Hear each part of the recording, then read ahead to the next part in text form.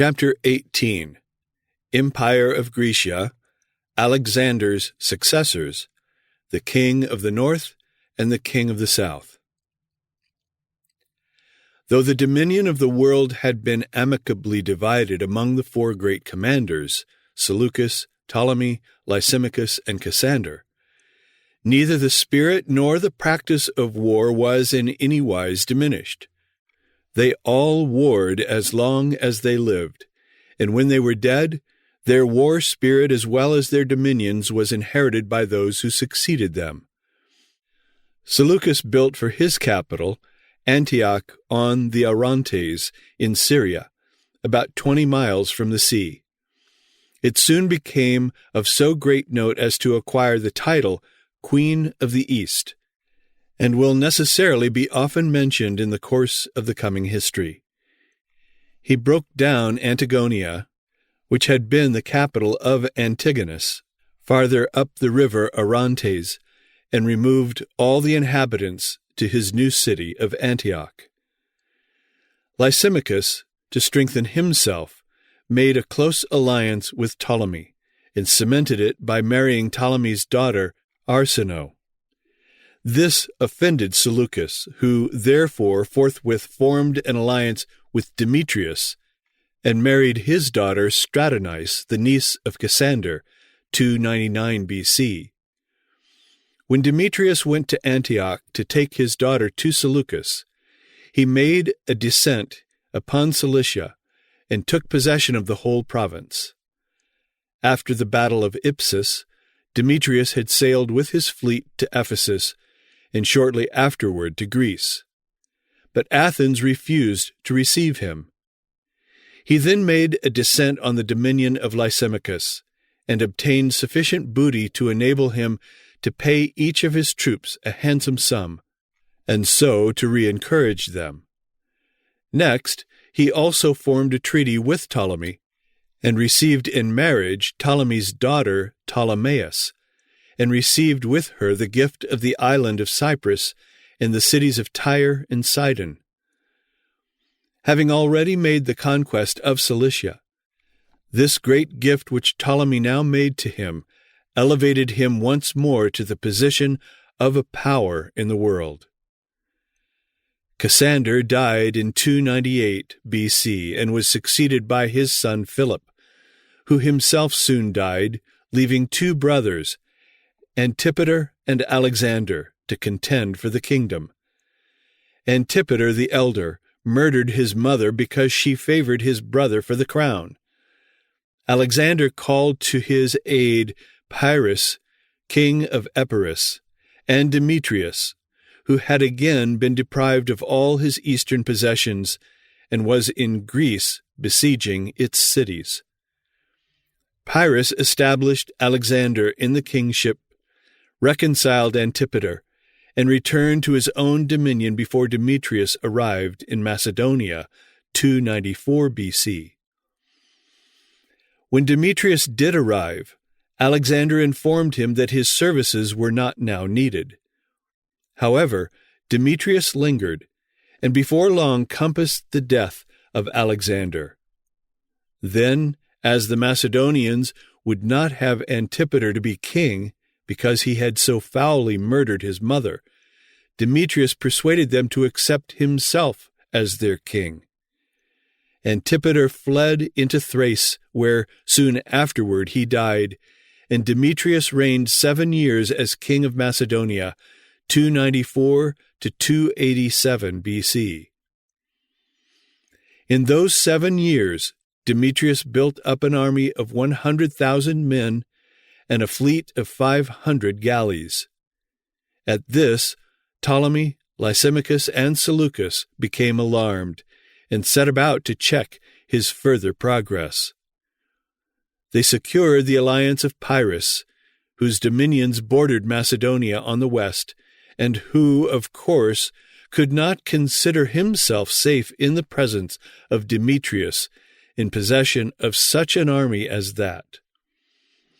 Lysimachus invaded Macedonia from the east, and Pyrrhus from the west.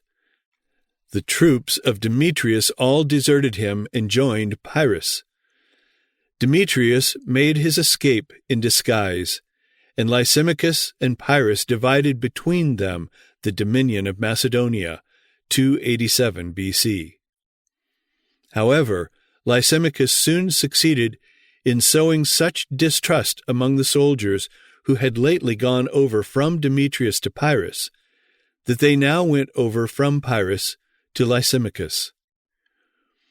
This so weakened Pyrrhus that, rather than to contend against the power of Lysimachus, he, with his own Epirotus and original allies, retired to his own country of Epirus. This left the whole of Macedonia to Lysimachus, who formally took possession of it and added it to his dominions. Demetrius succeeded in raising another army of 10,000 men and a fleet to carry them, and made a descent on Asia Minor. He landed at Miletus, marched inland to Sardis and captured it, but was compelled by Agathocles, the son of Lysimachus, to abandon it.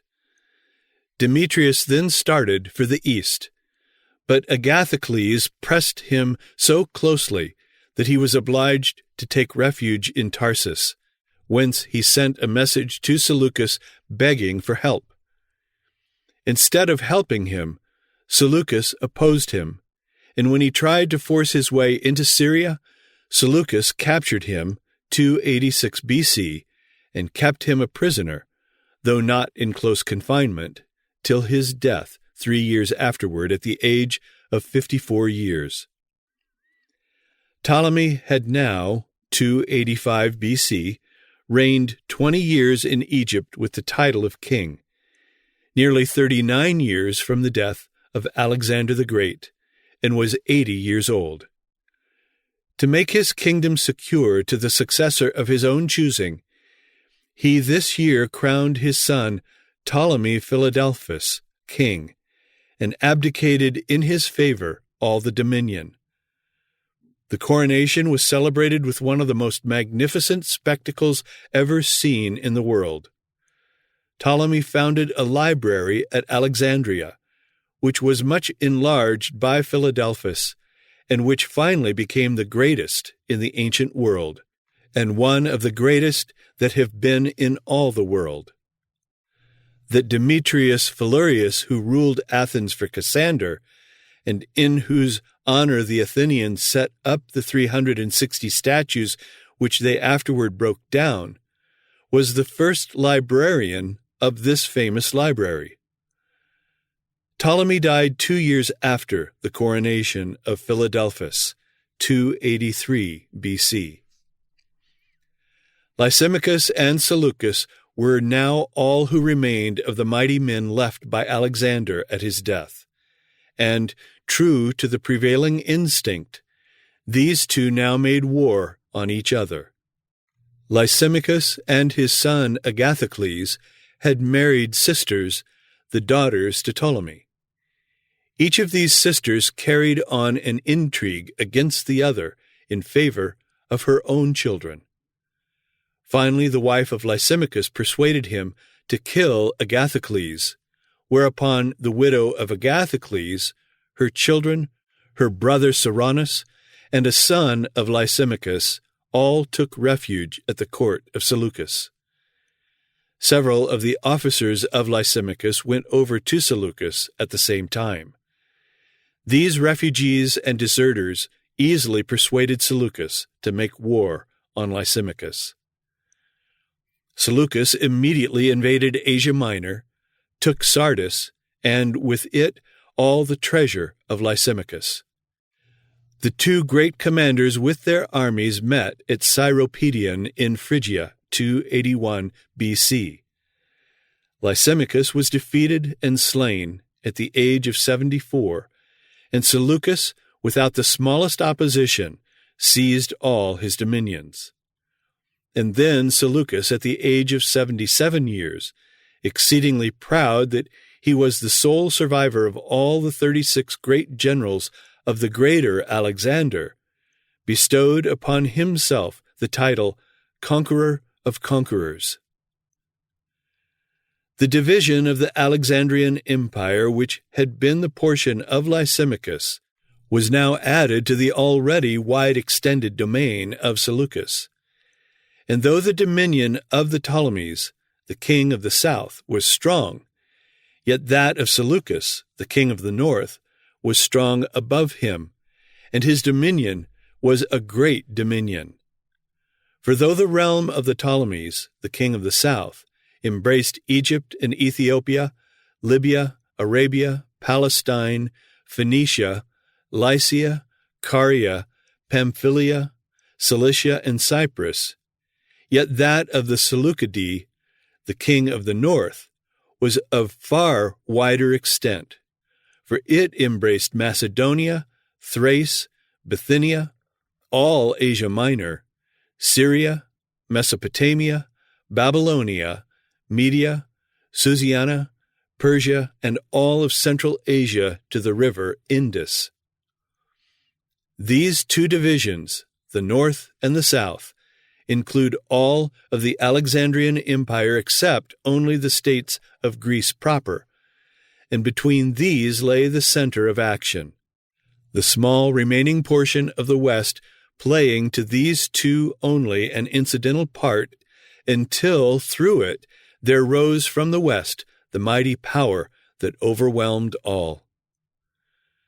Seleucus was not allowed long to enjoy his pleasing dignity of sole survivor of such a mighty company of warriors, and his chosen title of conqueror of conquerors. 7 months after his triumph over the death of Lysimachus, he passed over to Macedonia, intending to spend the remainder of his days in his native country, which he had not seen since that day 57 years before, when, with Alexander, he had marched away to the conquest of the world, and there he was basely assassinated, 280 B.C., by that Seranus, the son of Ptolemy, whom he had befriended and protected. He was succeeded by his son, Antiochus. Seranus immediately seized the possessions that had formerly belonged to Lysimachus, and the more firmly to fix his hold, he proposed to marry the widow of Lysimachus, though she was his own sister. He made such grand representations, and professed such great love and such tender solicitude for her in her hard lot, that she finally abandoned her suspicions and consented. But as soon as he had succeeded in this, he murdered her 2 sons and cast herself out of his sight in banishment to the island of Samothracia. But vengeance overtook him within about a year, a great host of Gauls, having made their way through the countries along the Danube, overran Thrace and entered Macedonia. Seranus met them in battle. His army was utterly defeated, and he himself, covered with wounds, was captured and beheaded, 279 B.C. Shortly afterward, Sosthenes, a citizen of Macedonia, rallied his countrymen and delivered his country from the Gaulish scourge. The Gauls then made their way eastward and overran all the Thracian peninsula. They next separated, one part crossing the Bosporus and the other part crossing the Hellespont into Asia. They again met in Asia and hired themselves to Nicomedes to help him to secure to himself the kingdom of Bithynia. When this had been accomplished, Nicomedes rewarded them by giving to them for their own habitation that part of the country of Asia Minor, which from them was for ages afterward called Galatia. About this time, 275 B.C., died Sosthenes, who had delivered Macedonia from the Gauls and restored order there. And affairs in Asia Minor being now quieted by the settlement of the Gauls, Antiochus, the son of Seleucus, decided to pass over to Macedonia to take possession of it. But he learned that Antigonus Gonatas, the son of Demetrius, had already seized it, upon the claim that his father had once possessed it. On both sides great preparation was made for war. Nicomedes of Bithynia espoused the cause of Antigonus Gonatas, which caused Antiochus to lead his army into Bithynia to make that country the scene of action.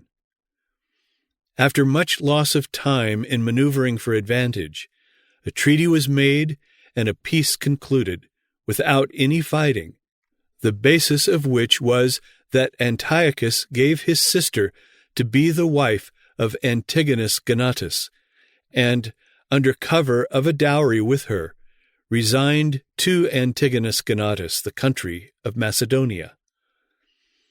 Meantime, the Gauls had become such a terror to the peoples round their newly acquired Galatia that it became necessary for Antiochus to give aid to his afflicted subjects. He chastised the Gauls so severely and so completely delivered the people from their incursions, 275 BC, that out of gratitude the people bestowed upon him the title of Soter, Savior, from which fact his name stands in the history Antiochus Soter. A certain Philetirus, who had been treasurer for Lysimachus and also governor of the city of Pergamus, had established for himself, during these unsettled times after the death of Lysimachus, the little kingdom of Pergamus, composed of the city and its surrounding country. Philetirus died in 262 BC, and Antiochus Soter came down with an army to seize his dominions. But a nephew of Philetirus named Eumenes, who stood as successor to the little throne of Pergamus, raised a fine army and met Antiochus near Sardis and utterly defeated him. Antiochus Soter returned to Antioch, his capital, where he died about the end of the year 261 BC. Antiochus, surnamed Theos, the son of Antiochus Soter, succeeded that king upon the throne of the king of the north. The people of Miletus were sorely oppressed by the tyranny of Timarchus, the governor of Caria, who had revolted from the king of Egypt, to whom Caria belonged, and had set up for himself as ruler of Caria. The Miletians at last appealed to Antiochus to deliver them from the tyranny of Timarchus.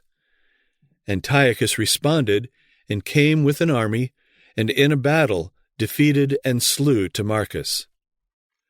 The Miletians, out of gratitude for their deliverance, bestowed upon Antiochus the title of Theos, God. Ptolemy Philadelphus, king of Egypt, the south, in the interests of his great library at Alexandria, conceived the design of obtaining a copy of the sacred writings of the Jews. He sent an embassy with magnificent presents to Jerusalem to present his request to the high priest. In return, a complete and authentic copy of the Scriptures was sent to Philadelphus, with 6 elders from each of the 12 tribes of Israel authorized to translate the Scriptures into the Greek language. This translation has always been called the Septuagint, for the sake of the round number 70, though with direct reference to the 72 translators. This was accomplished in the year 277 BC. A brother of Ptolemy Philadelphus, Magus by name, was king of Libya and Cyrene. There had been bitter enmity between them, though by unforeseen events they had twice been prevented from engaging in actual war with each other. In the year 258 BC, Magus proposed to end all differences by having his only daughter married to the eldest son of Ptolemy Philadelphus, and giving to her all his dominions as a dowry. This overture was accepted, and a peace was concluded accordingly. However, Magus died before the marriage was celebrated, and his widow determined to defeat the plan, because it had been formed without her consent. She therefore sent to Macedonia and invited a certain Demetrius to come to her, assuring him that her daughter and the kingdom should be his. Demetrius came, but when the widow saw him, she was herself so captivated with him that she determined to have him for herself. Demetrius was perfectly willing to have it so, and feeling perfectly sure of his position, he began to put on kingly airs and lord it over the young princes as well as over the ministers of the kingdom and the officers of the army. He did it, too, in such an insolent and overbearing way that they determined not to endure it, and formed a conspiracy and killed him. Then the young princess went straight to Egypt and was married to the son of Ptolemy. This all occurred in the year 257 BC. The widow was sister to Antiochus Theos, and was therefore sent to his court at Antioch. There she so artfully presented her case and magnified her troubles, that by it she induced her brother, Antiochus Theos, to declare war against Ptolemy Philadelphus. Theos gathered all his forces from Babylon and the east to join his forces in the west, that with all his power he might meet the great army of Philadelphus, 256 BC. No decisive battle was fought, however, nor was any special advantage gained on either side, except that it was a real advantage to Philadelphus to be able to hold at bay the army of Theos, and so prevent him from invading Egypt itself.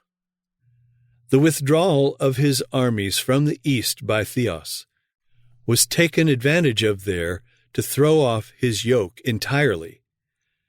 The revolt began in Parthia, and was caused by the brutality of the governor of that province. A certain Arsaces, with a few supporters, killed this governor. Theos and his power being both so far away and so fully engaged, Arsaces found himself free in a province where there was now no governor. Very naturally it occurred to him that in such a juncture he might as well assert his own authority in that province. He did so, and in a very short time he found himself so strong as to be able to expel the few soldiers of Theos that remained in the province, and thus so firmly to establish his power there that the province was lost forever to Theos and his successors.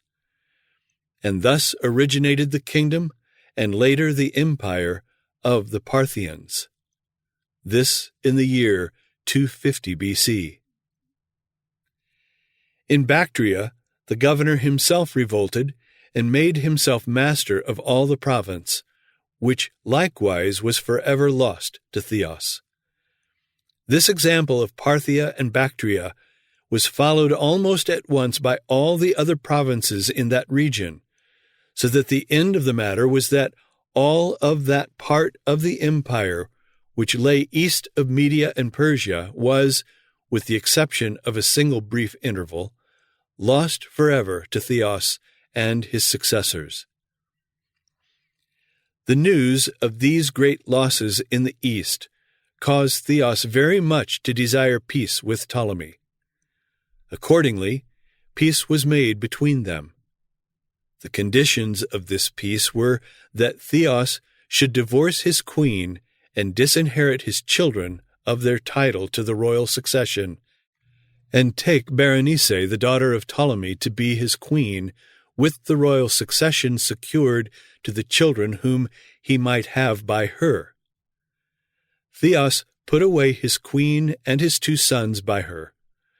Ptolemy then embarked at Pelusium, and conducted his daughter to Seleucia, a maritime city near the mouth of the Orontes.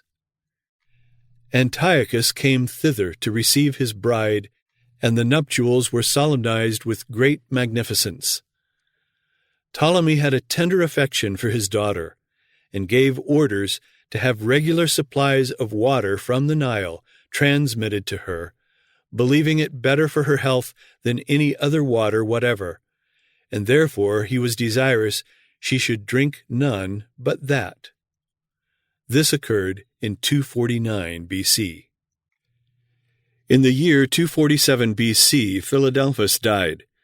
Theos had no sooner learned of the death of Philadelphus than he put away Berenice and restored Laodice, his former wife, to her place. Laodice determined not to risk being put through such an experience again, and therefore killed Theos and secured the kingdom to her son, Seleucus Callinicus. Nor did she stop with this. She persuaded this son to destroy Berenice and her infant son, with all the Egyptian attendants who had accompanied her to the kingdom, 246 B.C. And thus, though the king's daughter of the south came to the king of the north as the seal of an agreement, yet she did not retain the power of his arm. Neither did he himself stand, nor his arm, but she was given up, and that brought her, and he whom she brought forth, and he that strengthened her in these times. Ptolemy, the son of Philadelphus, had succeeded his father in the kingdom of Egypt, and he now determined to avenge the wrongs of his sister Berenice. The course of Laodice and Callinicus in the murder of Berenice and all hers awoke such resentment among their own people that a number of the cities of Asia Minor raised a considerable body of troops which joined the army of Ptolemy that had marched out of Egypt to make war against Callinicus. Ptolemy with this army was so successful that 246 B.C., without a single check, he took Syria and Cilicia, and indeed all the countries eastward to Babylon and the river Tigris. In the taking of Babylon, Ptolemy secured about $30 million in clear gold, untold quantities of gold and silver vessels, 2,500 statues, among which were the gods which Cambyses of Persia had carried away when he had invaded Egypt. When Ptolemy had brought back these gods to their own land, the people of Egypt expressed their gratitude by bestowing upon him the title of Euergetes, benefactor.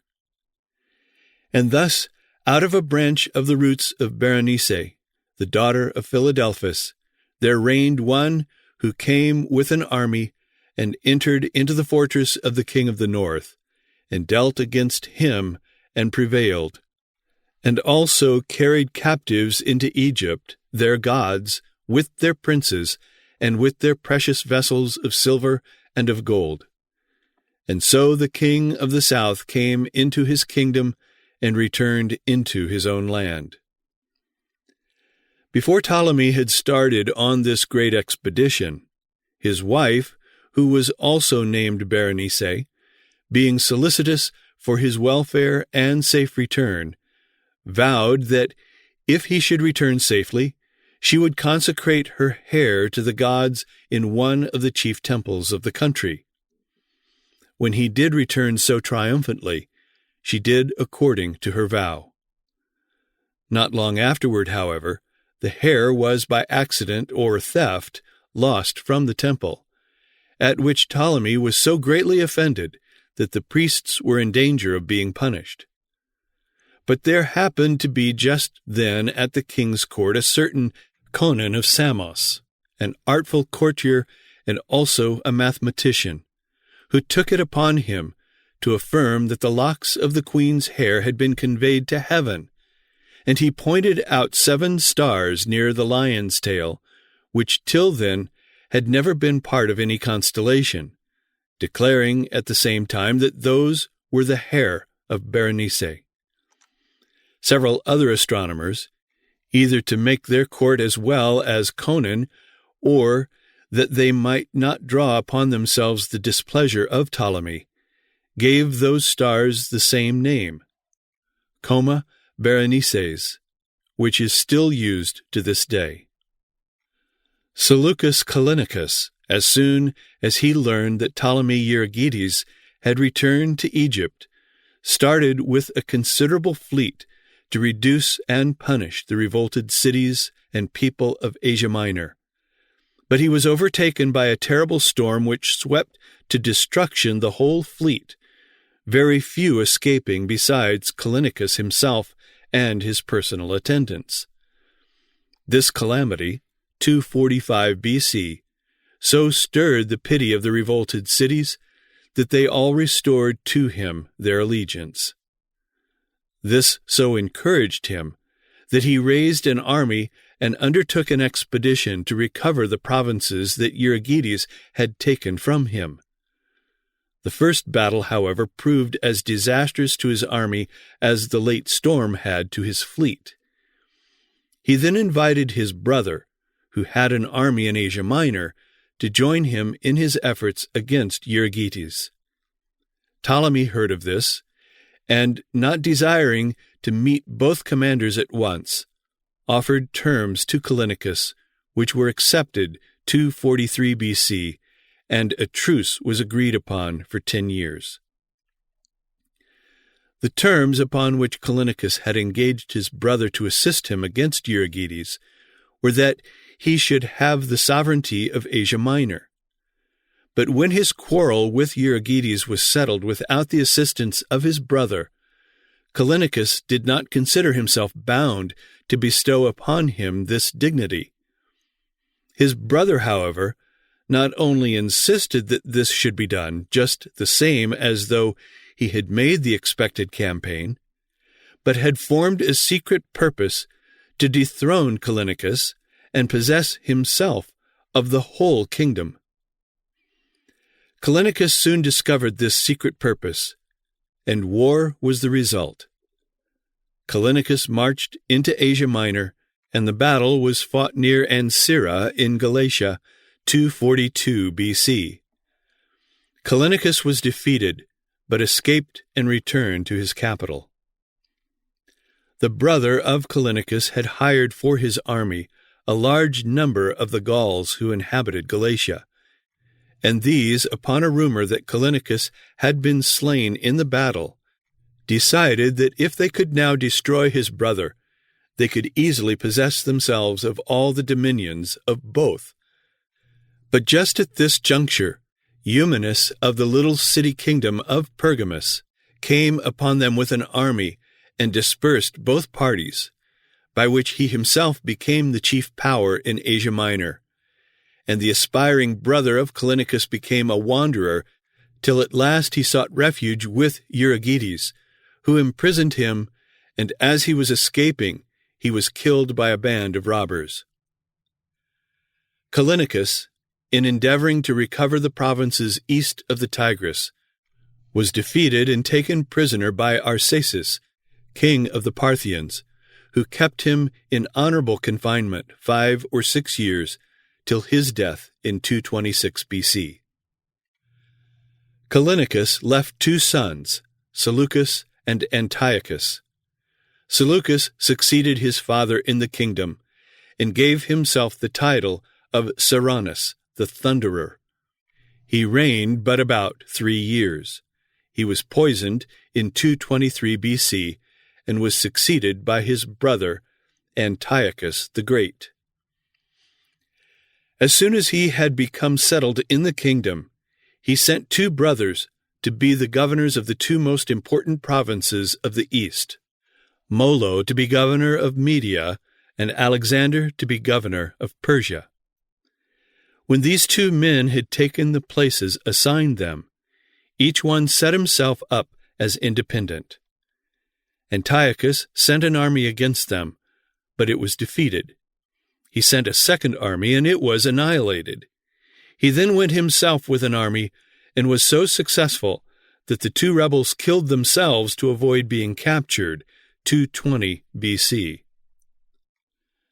Ptolemy Philopater had come to the throne of Egypt in 221 B.C. on the death of his father Euergetes. During the reign of the father of Antiochus, the father of Philopater had made himself master of a goodly portion of Syria, and had taken even Seleucia, at the mouth of the Orontes, the harbor of Antioch. And now Antiochus decided to take from Philopater as much as possible of this territory. He was successful.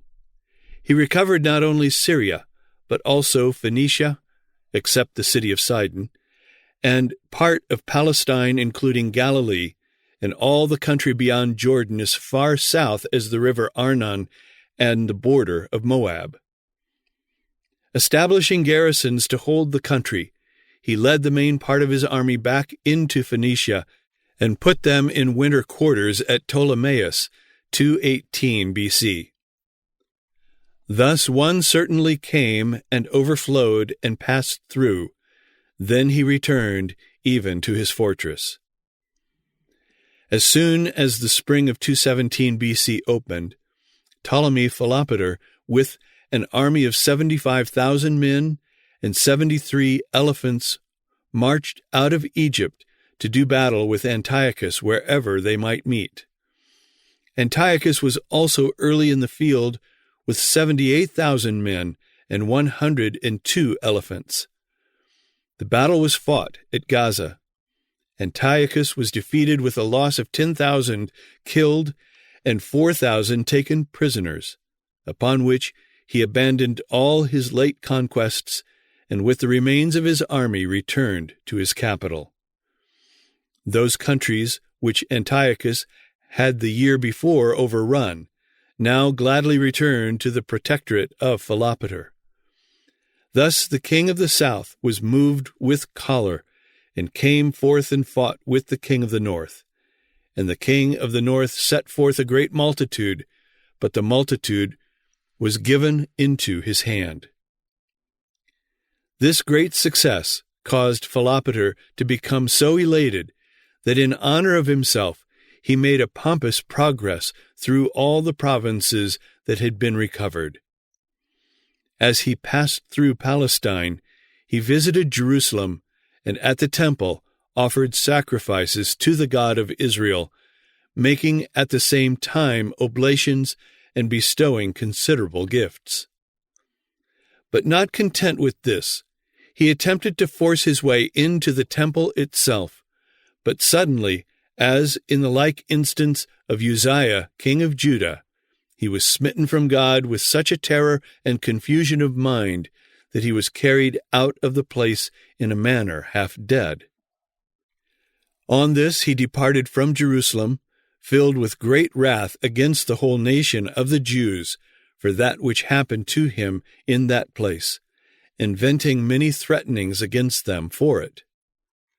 On his return to Alexandria, Philopater resolved to be revenged upon the Jews who dwelt there for his repulse and disgrace at the temple in Jerusalem. Accordingly, he published a decree 216 BC that none should be allowed to enter the palace gates who did not sacrifice to the gods. There were 3 ranks of people of the inhabitants of Alexandria, and by both Alexander the Great and the first of the Ptolemies, the Jews there were enrolled in the first rank. Philopater decreed that they should all be reduced to the 3rd or lowest rank. This required them to be enrolled anew, and he decreed that when they presented themselves for enrollment, they should have the badge of Bacchus, an ivy leaf, impressed upon them with a hot iron, and that all who should refuse this badge should be made slaves, and that if any refused to be slaves, they should be put to death. He did grant, however, that all who would renounce the worship of Jehovah and accept initiation into the Egyptian religion should retain their original rank and privileges. There were 300 who adopted the heathen religion. These were at once cut off from all communication of any kind whatever with the rest of the Jews. Philopater took this as a further insult to himself and his religion, and in further vengeance decided to destroy all the Jews in all his dominions, beginning with all Egypt. He therefore commanded that all the Jews that could be found in Egypt should be brought in chains to Alexandria. There he shut them up in the Hippodrome, a large place where the games and races were celebrated, and appointed a day when they should be made a spectacle and should be destroyed by elephants maddened and drunk with mingled wine and frankincense. As a matter of course, the devoted Jews were calling upon God, as in many a crisis in their history before. The great day came. The destruction was to be accomplished under the eye of the king himself. The great crowd was assembled in the Hippodrome. The hour came, but the king had not arrived. The officers and the crowd waited, but still the king came not. Messengers were sent to inquire why the king delayed, and they found that he had got so drunk the night before that it was long after the hour appointed for the great spectacle before he awoke from his drunken stupor. The spectacle was postponed till the next day.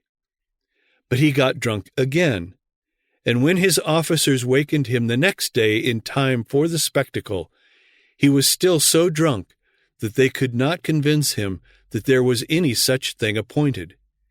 He thought the men out of their wits who were trying to convince him that any such thing was ever planned. The spectacle was therefore postponed again till the next day. Then, at the appointed hour, the king came.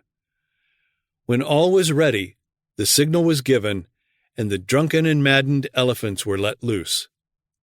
But lo, instead of rushing upon the Jews as was expected, the elephants turned their rage upon all those who came to see the show, and destroyed great numbers of them. And besides, several appearances were seen in the air, which much frightened the king and all the spectators. All which manifesting the interposal of a divine power in the protection of those people, Philopater durst not any longer prosecute his rage against them, but ordered them to be all again set free. And fearing the divine vengeance upon him in their behalf, he restored them to all their privileges, rescinding and revoking all his decrees which he had published against them. 3 years afterward, however, 213 B.C., there was an insurrection of the Egyptians, of which Philopater made occasion to wreak his wrath against the Jews, slaying 40,000 of them. Thus he cast down tens of thousands. After this, Philopater gave himself up wholly to dissipation. Drinking, gaming, and lasciviousness were the whole employments of his life. He was ruled by his concubines, and the country was ruled by their favorites. In the year 212 B.C., Antiochus made an expedition into the east to check the growing power of the Parthians, who had become so strong that they had added even Media to their possessions. Antiochus was wonderfully successful. In that same year he recovered Media and fixed it firmly again under his own power. In 211 he drove Arsaces completely out of Parthia into Hyrcania. In 210 he marched into Hyrcania, and there battled with Arsaces for 2 years. In 208 he concluded a peace with Arsaces upon the agreement that Arsaces should possess Parthia and Hyrcania, and become his confederate against all the other provinces of the east, and aid him in bringing them again under his power. In 207 and 206 he recovered Bactria, and marched over the mountains into India, and made a league with the king of that country, and then returned through Arachosia and Drangiana into Carmania, where he spent the winter of 206 to 5. In 205 he marched from Carmania through Persia, Babylonia, and Mesopotamia, and returned to his capital at Antioch, having, in 7 years of uninterrupted success, covered the larger part of Alexander's eastern campaign, and so earned for himself the title of Magnus the Great. By the boldness of his attempts and the wisdom of his conduct through this whole war, he gained the reputation of a very wise and valiant prince, which made his name terrible through all Europe and Asia. And thereby he kept all the provinces of his empire in thorough subjection to him, and thus far his actions might well have deserved the name of the Great, which was given unto him, and he might have carried it with full glory and honor to his grave, but that he unfortunately engaged in a war with the Romans.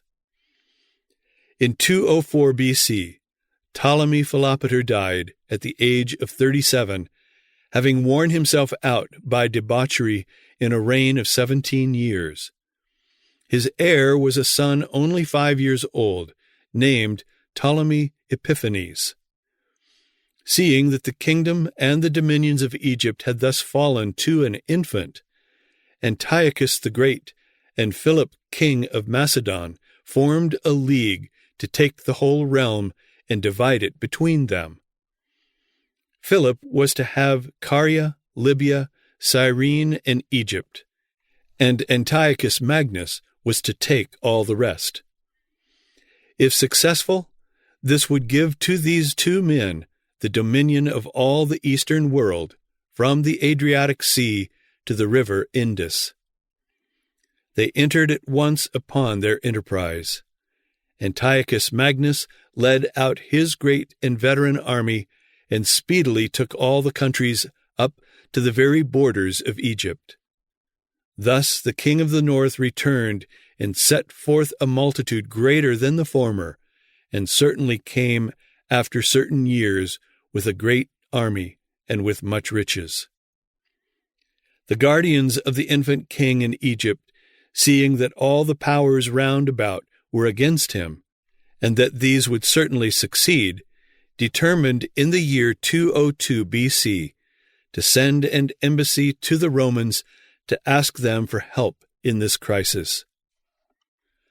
Scipio, having beaten Hannibal in Africa, and thereby put an end to the Second Punic War with victory and honor, the name of the Romans began to be everywhere of great note, and therefore the Egyptian court, finding themselves much distressed by the league made between Philip and Antiochus against their infant king, and the usurpations which had thereon been made by them on his provinces, sent an embassy to Rome to pray their protection, offering them the guardianship of their king and the regency of his dominions during his minority. The Romans, thinking this would enlarge their fame, complied with what was desired and took on them the tuition of the young king. The Romans, having complied with the request of the Egyptian embassy to them, sent 3 ambassadors to Philip, king of Macedon, and Antiochus, king of Syria, to let them know that they had taken on them the tuition of Ptolemy, king of Egypt, during his nonage, and to require them that they therefore desist from invading the dominions of their pupil, and that otherwise they should be obliged to make war upon them for his protection. After they had delivered this embassy to both kings, Emilius Lepidus, who was one of them, according to the instructions he had received from the Senate at his first setting out, went to Alexandria to take on him, in their names, the tuition of the young king, where, having regulated his affairs as well as the then circumstances of them would admit, he appointed Aristomenes, an Acarnanian, to be his guardian and chief minister, and then returned to Rome. And thus, in those times, many stood up against the king of the south. But just at the juncture when the king and the kingdom of the south would have been swallowed up, the children of robbers exalted themselves, saved the king of the south, and established the vision. As at this point we are brought to the entrance of Rome into the field of history, we must now turn our attention to the rise and reign of that mighty, world-famed, and deeply interesting power.